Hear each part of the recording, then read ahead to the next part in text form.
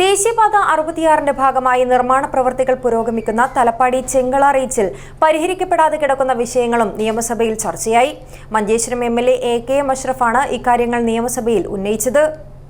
ഏറ്റവും വിലക്കുറവിൽ ഏറ്റവും മികച്ച ഫർണിച്ചർ ഉൽപ്പന്നങ്ങൾ സ്വന്തമാക്കുവാൻ നാലപ്പാട് ഇന്റീരിയേഴ്സിൽ തന്നെ വരണം. Nalappad interiors, opposite KOL hospital, Nullippady, Kasaragod.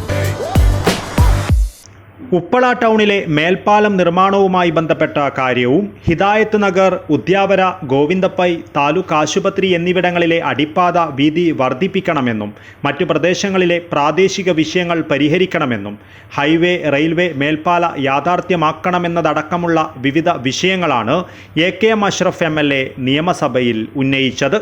Uppala ടൗണിൽ നിർമ്മിക്കുന്ന മേൽപ്പാലം നിലവിൽ 200 മീറ്റർ നീളത്തിലാണ് പണി നടന്നു വരുന്നത്.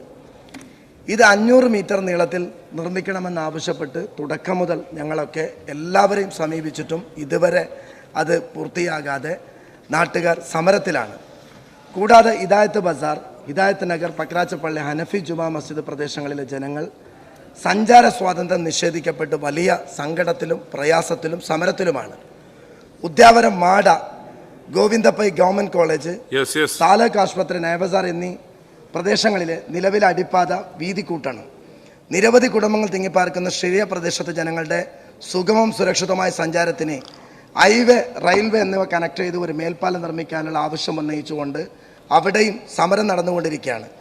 കാസർഗോഡ്, മംഗലാപുരം നഗരങ്ങൾക്കിടയിലെ പുരാതനവും വളരെ പ്രധാനപ്പെട്ടതുമായ കുമ്പള ടൗണിനെ പ്രതികൂലമായി ബാധിക്കുന്ന രീതിയിലാണ് നിലവിലെ NH നിർമ്മാണം എന്ന പരാതി പൊതുജനങ്ങൾക്ക് വ്യാപകമായി ഉയർന്നിട്ടുണ്ട്. അവിടെയും സമരം നടന്നുകൊണ്ടിരിക്കുകയാണ്.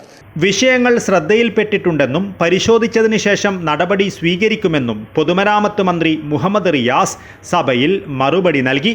News bureau, Kasaragod.